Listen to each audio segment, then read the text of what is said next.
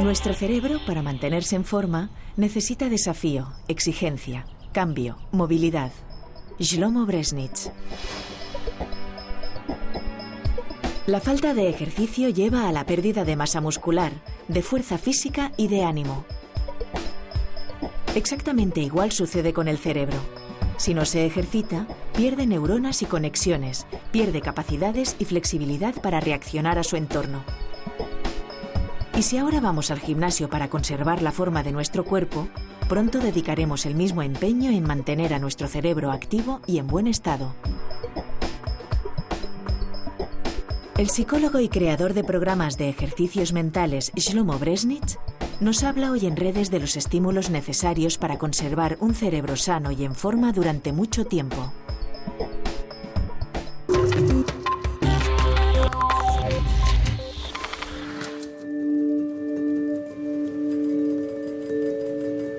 ¿Quién nos habría podido convencer hace solo 5 años de que, además de cuidar de nuestra dieta y de hacer ejercicios físicos para cuidar de nuestra salud física, los próximos años íbamos a dedicar muchísimo tiempo a cuidar de nuestra salud mental? Y que para ello nos íbamos a ocupar, de nuestros procesos cognitivos, de nuestra memoria, de la calidad de nuestro pensamiento, gracias a consolas, a programas y a ejercicios sin fin. Es fabuloso pensar que realmente lo que está ocurriendo ahora es un cambio sin precedentes, desde una situación en la que cuando queríamos incidir sobre el cerebro lo hacíamos con fármacos, a una situación en la que vamos a cambiar el cerebro de otra manera, sin fármacos, y lo vamos a hacer con ejercicios, convenciéndole al cerebro de que tiene que cambiar y adaptarse a las nuevas situaciones. Estamos acostumbrados a manipular nuestro cerebro con fármacos. Por ejemplo, si tienes un dolor de cabeza, te tomas una aspirina o cosas así. Y ahora, científicos como tú venís y nos decís, cuidado, estamos en una nueva era en la que enseñaremos a vuestros cerebros a corregirse solitos, a que se corrijan ellos mismos. Oye, qué bien, pero qué bien lo has descrito. Creo que la diferencia entre los fármacos y lo que comentas es que los fármacos no son nada específicos. Tienen efectos parecidos sobre grandes áreas del cerebro. Tú nos dices, escucha, aunque eres mayor que antes, te tienes que acostumbrar a los cambios. Al cambio de lenguaje, dices tú, a los cambios del lugar de residencia, a los cambios en tu manera de pensar, a los cambios de amigos. Quiero decir, porque se supone que es bueno para tu cerebro, ¿es verdad? Totalmente. El problema es que se produce una contradicción entre lo que es bueno para la persona y lo que a uno le apetece hacer, porque a la gente, sobre todo a la gente mayor, les gusta hacer las cosas como lo han hecho siempre. El problema es que cuando el cerebro desarrolla rutinas muy fuertes, ya no necesita pensar. Todo se hace automáticamente, con mucha rapidez y eficacia, e incluso en muchos sentidos de forma más rentable. De modo que existe la tendencia a aferrarse a las rutinas. Y la única forma de salirse de la rutina es confrontando el cerebro con información nueva. Para que aparezcan neuronas nuevas, ¿no? Correcto, neuronas nuevas o conexiones nuevas entre neuronas. Por lo que tienes que forzarte a estar expuesto a la necesidad de cambiar. Porque la gente, es cierto, no quiere cambiar. ¿Por qué no quiere cambiar? Porque creo que aumenta un poco el nivel de ansiedad. Cuando estás en un entorno familiar estás mucho más a gusto. Claro. Nunca sabes lo que va a ocurrir si vas a un sitio nuevo. Hay un cierto nivel de ansiedad implícito en el propio cambio y la gente tiene que superarlo. Y tú eres el mayor especialista en lo que podríamos llamar entrenamiento cerebral, es decir, cómo preparar al cerebro ante esta nueva situación de ansiedad. La gente cuestiona los resultados de ese ejercicio, de esa investigación, en el sentido que tú estás diciendo. Ellos afirman que estos ejercicios mentales, que estas imágenes, estos juegos de ordenador, estas consolas o lo que sea, podrían ser buenos. Apenas encuentras ningún científico ni especialista que lo niegue. Dicen que es bueno cuando intentas aplicarlo a una disciplina concreta. Digamos que si intentas mejorar tu memoria, te funciona. Funciona esta tecnología de entrenamiento mental. Mejorarás tu memoria, pero no es suficiente, porque lo que necesitamos es una disciplina, algo que generalice, algo que se transmita a otros campos de nuestro quehacer cotidiano. Entiendo perfectamente estas preocupaciones. Y es el motivo por el que la aplicación, el programa, es distinto. Abarca un gran abanico de habilidades cognitivas al mismo tiempo. Prácticamente todas las habilidades cognitivas básicas que conocemos están integradas en el programa. No puedes coger sencillamente una como, por ejemplo, la memoria, porque la memoria está relacionada con la atención. Si no prestas atención a algo, no puedes grabarlo en la memoria. Con la percepción, si no lo percibes correctamente porque estás distraído o lo que sea, no puedes almacenarlo bien en la memoria. De modo que tienes que ocuparte de todos estos elementos al mismo tiempo. Tu mente responde a lo que tú haces, se adapta a tu actividad. El gran enigma para la ciencia está ahora en descubrir cuáles son los estímulos que provocan cambios positivos y de qué manera se podrían utilizar para mejorar nuestro rendimiento. En los últimos años han surgido multitud de programas y juegos informáticos que prometen cerebros más rápidos, con mayor capacidad de atención y de memoria, basándose en supuestas investigaciones científicas que prueban sus efectos. Sin embargo, en la mayoría de los casos no es así. En realidad, y aunque se sepa que las funciones cognitivas pueden ser entrenadas, el vínculo entre estos programas y un cerebro más eficiente no se ha probado. De hecho, lo único que se sabe seguro es que uno mejora con la práctica, lo cual no es ninguna novedad. Si entrenas tu memoria o tu agudeza visual, probablemente logres aumentarlas a través del juego. Pero, ¿se podría extrapolar esa habilidad más allá de la pantalla del ordenador? ¿Y se podría generalizar la mejora a otras áreas distintas, como la atención o la velocidad de procesamiento? Solo una respuesta positiva a estas preguntas llevaría al camino de una mejora real de las capacidades cognitivas. Y de momento, ningún estudio certifica que los juegos de entrenamiento mental hayan logrado ambos objetivos. Sin embargo, no debemos dejarnos llevar por la desesperanza. No se debe tirar la toalla al respecto, ni tirar un recién adquirido juego a la basura. Los estudios hechos hasta ahora son pequeños y poco concluyentes, pero eso no quiere decir que los juegos no sirvan. Lo único que quiere decir es que esta es una ciencia todavía en pañales y que se requiere de experimentos a gran escala para saber hasta qué punto pueden constituir estímulos provechosos a nivel práctico en nuestras vidas cotidianas. Mientras tanto, lo que sí es seguro es que con estos juegos no hay nada que perder, y sí mucho que ganar. De la misma manera que ir al gimnasio logra mejorar los músculos más que dar un paseo, usar software de entrenamiento es más efectivo que resolver crucigramas. Solo el tiempo y la investigación nos dirán si la práctica puede lograr una mejora general de nuestras capacidades. Permíteme que te dé un ejemplo muy sencillo.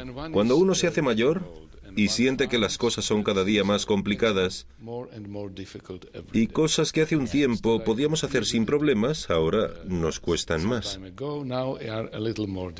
Como salir del coche, por ejemplo. Cualquier cosa. Entonces empiezas a entrenar el cerebro y lo haces mediante una tarea a la que te enfrentas por primera vez. Y te parece muy difícil, pero como estás aprendiendo, el entrenamiento funciona y la segunda vez te das cuenta de que te resulta más fácil, no más difícil. Y es porque lo haces cada vez mejor. El efecto que tiene sobre el estado de ánimo de la persona es fantástico. Por ejemplo, hay algunas personas mayores que nunca han utilizado el ratón del ordenador. Queremos que utilicen el ratón. Al principio es muy duro, porque no es intuitivo, pero después de 40 o 45 minutos, personas que nunca habían usado el ratón antes empiezan a utilizarlo. Es como superar un obstáculo que mentalmente les parecía insuperable.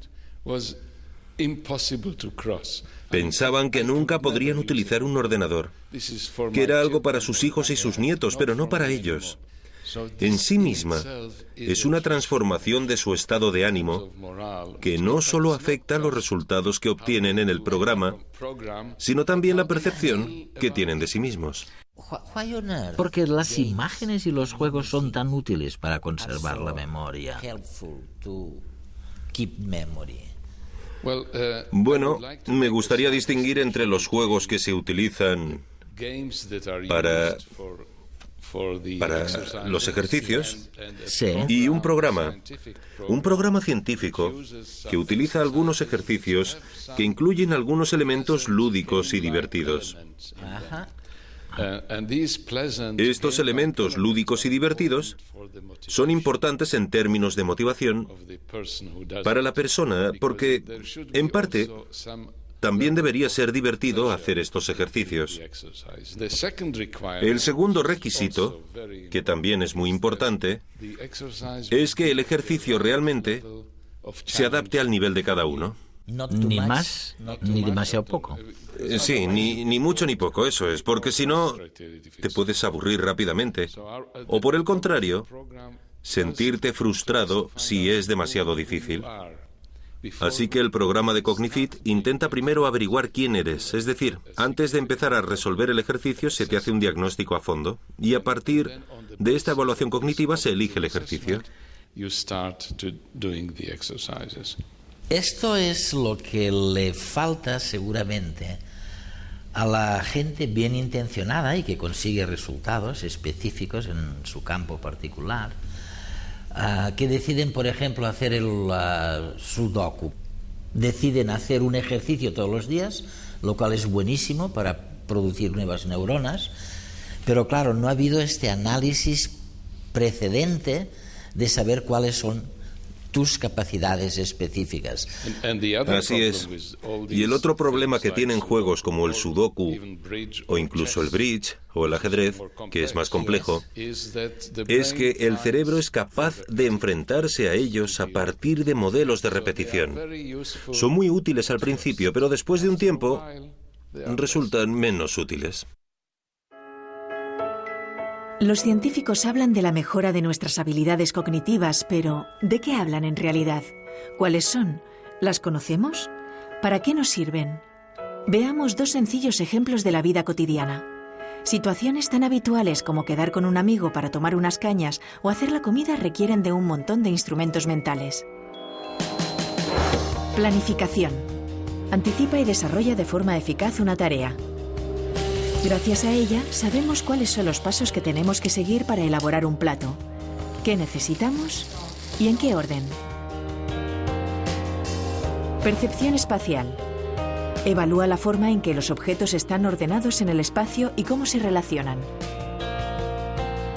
Nos permite avanzar por una calle muy concurrida, andando sin chocar con nadie, esquivando lo que está en nuestro camino. Escaneo y percepción visual. Distingue información relevante del entorno y capta el significado de un estímulo visual concreto. Nos ayuda a detectar aquello que buscamos y cuando lo encuentra, lo reconoce sin dificultad. Tiempo de respuesta. Recibe un estímulo simple y responde a él de inmediato. Nuestra mirada busca a nuestro amigo y al detectarle, el cuerpo reacciona y le saluda al instante. Memoria operativa. Manipula una pequeña cantidad de información almacenada necesaria para realizar una tarea. Nos recuerda cómo debemos preparar los ingredientes, cómo cortar, desmenuzar y limpiar. Denominación. Recuerda las palabras y las utiliza cuando se necesitan. Una vez identificado nuestro amigo, somos capaces de llamarle por su nombre. Atención dividida. Ejecuta más de una tarea a la vez.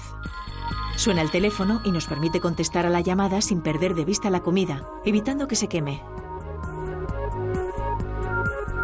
Memoria visual a corto plazo. Mantiene temporalmente activa y disponible en la memoria una pequeña cantidad de información visual. Nos hace recordar que tenemos bebidas en la mesa disponibles, aunque estemos mirando a los ojos de nuestro amigo. Coordinación motriz. Permite la sincronización entre la mano y el ojo.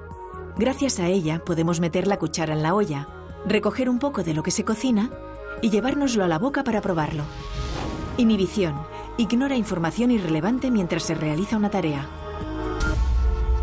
Nos abstraemos del ruido de la calle mientras charlamos con nuestro amigo, focalizando toda nuestra atención en él. Estimulación temporal. Estima la duración de un evento sin la ayuda de un reloj. Finalmente, podemos calcular los últimos 5 minutos de cocción de forma automática e inconsciente.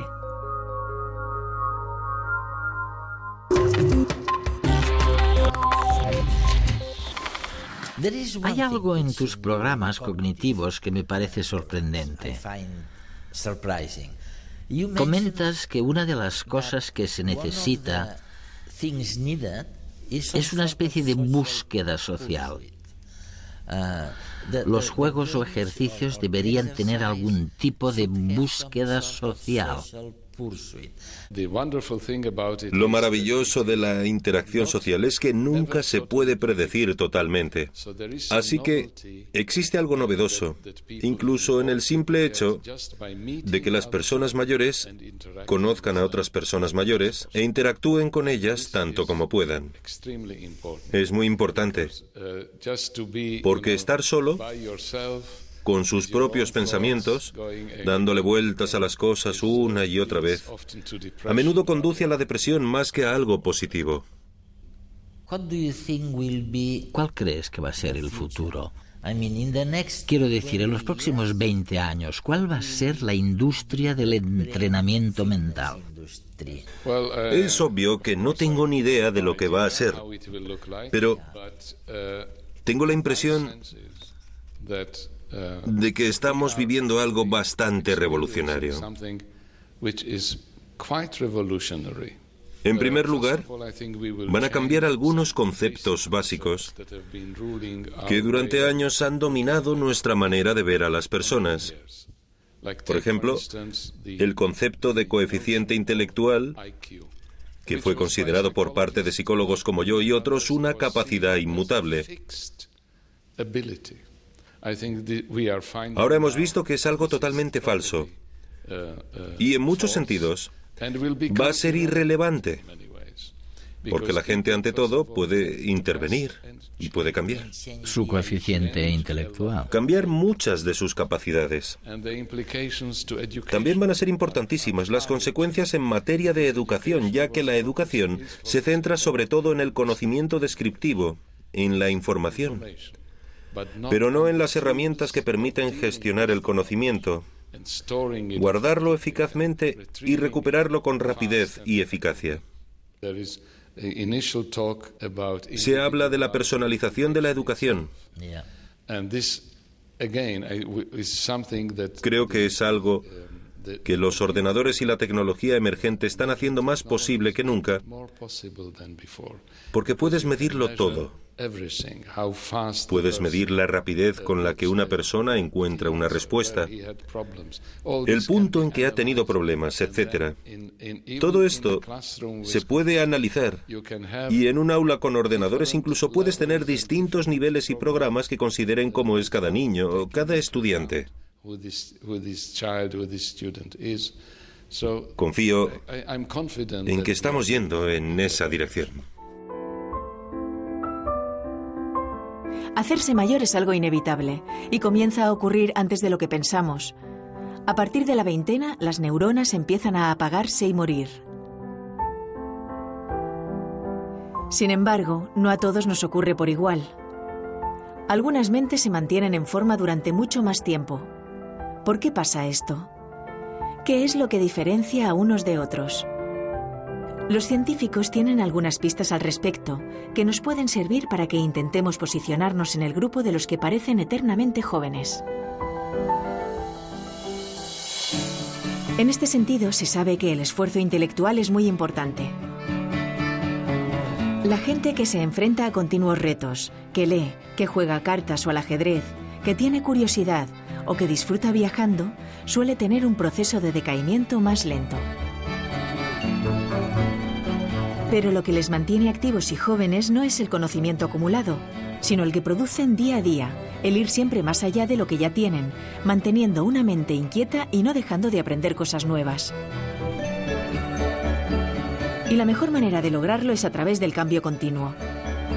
Nuestras neuronas reciben más oxígeno y crean nuevos circuitos cuando nos enfrentamos a situaciones nuevas. No existe un mejor estimulante mental que un cambio de trabajo o unas vacaciones, el aprendizaje de un nuevo idioma o el trato social con personas distintas que nos aporten una visión de la realidad diferente a la nuestra a cada momento. El factor clave es la sorpresa, la confrontación con lo desconocido. De la misma manera que unas escaleras nos pueden producir agujetas pero le hacen un favor a nuestro corazón, los cambios, sean de la índole que sean, benefician a nuestro cerebro. La mejor recompensa siempre está en aquello que más esfuerzo nos cuesta. También se habla de las posibilidades de utilizar estas nuevas técnicas de entrenamiento cerebral para curar la depresión, la dislexia, la esquizofrenia, incluso el Alzheimer. ¿Existe alguna posibilidad real de progresar por este campo? Creo que hay grandes esperanzas, pero todavía estamos muy lejos de tener buenos estudios de investigación que confirmen todo esto. Y vamos a necesitar unos cuantos años más para tener muchos estudios, pero lo que hemos descubierto hasta ahora es alentador. En la Universidad de Haifa, en Israel, un grupo de científicos que se encargan de la dislexia utilizaron nuestro programa de entrenamiento cerebral con estudiantes aquejados de dislexia. En total, los entrenaron durante 2 meses y medio y al final del entrenamiento no solo mejoraron sus habilidades cognitivas, porque ya sabemos que éstas se pueden entrenar, sino que podían leer mucho mejor. Ah, sí. Y los efectos duraron incluso 6 meses después de que finalizara el experimento, así que fue un cambio. No sé durante cuánto tiempo se mantuvo, pero sí, fue bastante notable. ¿Conocemos las causas de la dislexia? Quiero decir... Bueno, mira, existen muchas teorías al respecto. La mayoría afirman que una parte tiene que ver con los límites de la memoria operativa que impide el establecimiento de patrones adecuados de reconocimiento de palabras, por lo que la capacidad lectora no es automática. En dicho estudio también se ha señalado, y de hecho está publicado, que se produce un cambio en algunas de las indicaciones cerebrales que muestran los electroencefalogramas. Cuando utilizas los electroencefalogramas con electrodos, hay algo que se llama la onda del EEG, que aparece cuando una persona comete un error. Ah, sí, ¿eh? Y parece que el cerebro es consciente de que no es correcto. De que algo va mal. Sí, de que algo está mal, eso es. En los estudiantes disléxicos no apareció esa onda antes del entrenamiento, Mientras que en los estudiantes sin dificultades aparecieron ondas muy pronunciadas. No cometen muchos errores, pero cuando se equivocan aparece una onda muy clara.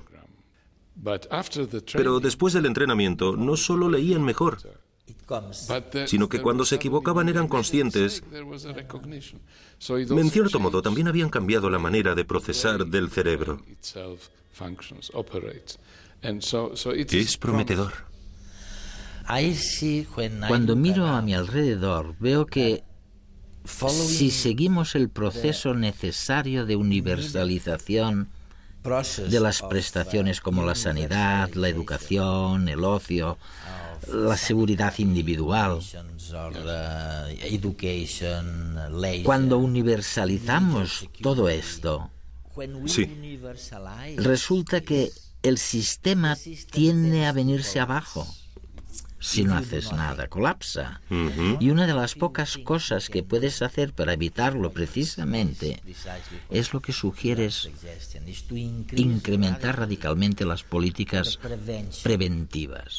Correcto. Políticas como ocuparte de tu salud mental y preparar tu cerebro para que el cambio no necesite luego de las prestaciones sanitarias que ahora son indispensables.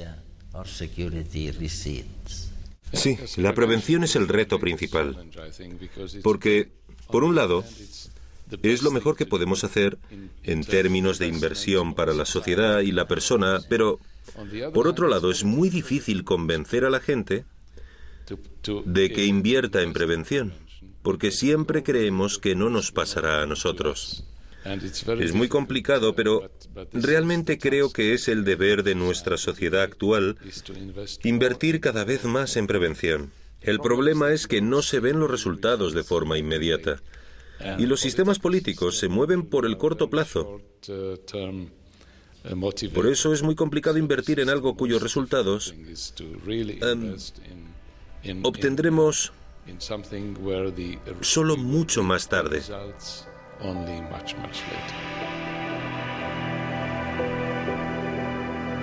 Estamos asistiendo a un cambio trascendental. Estamos pasando de una situación en la que nos habían convencido de la necesidad de ocuparnos de nuestra salud física y ahora nos están convenciendo y nos vamos a convencer de que tenemos que ocuparnos de nuestra salud mental. En este sentido, estamos pasando de una situación en la que incidíamos sobre el cerebro mediante fármacos de una manera indiscriminada, cambiaba lo que tenía que cambiar y otras cosas, y estamos llegando a una situación en la que vamos a convencer al cerebro de que tiene que cambiar y adaptarse a las nuevas situaciones. Vamos a personalizar esta terapia del cambio. Mantener la lucidez es un ejercicio tan duro como mantener la línea. Shlomo Bresnitz.